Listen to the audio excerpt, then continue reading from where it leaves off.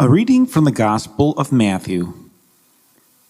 The 11 disciples went to Galilee, to the mountain to which Jesus had ordered them.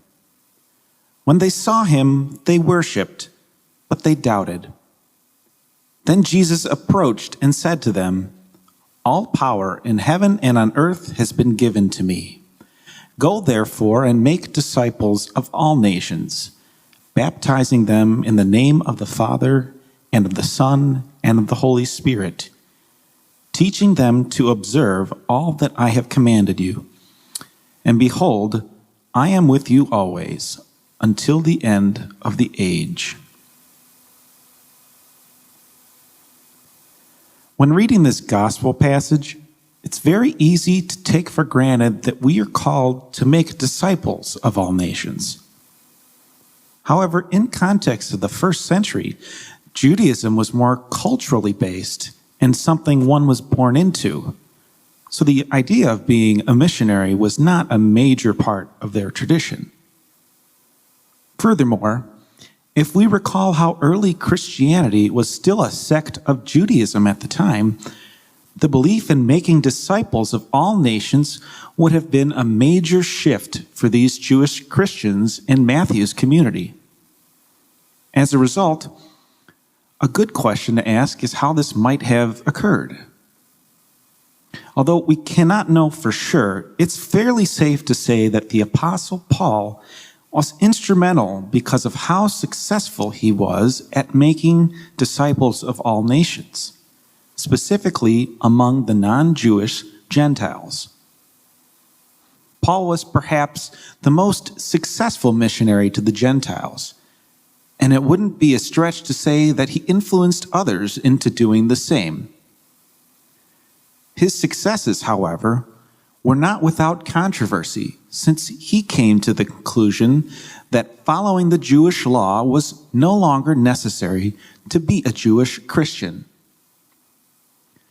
Following the Jewish law would have been the biggest stumbling block for Gentiles, especially with regards to circumcision.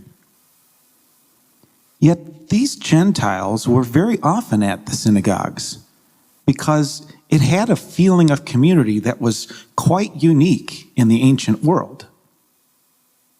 So when Paul decided that these Gentiles didn't need to follow the Jewish laws, he would prove to be very successful. At the same time, however, he would butt heads with apostles like Peter and James, who believed following the Jewish law was necessary. For Matthew's community, they would take the side of the apostles. Matthew makes it abundantly clear that Jesus did not come to abolish the law and the prophets, but to fulfill them.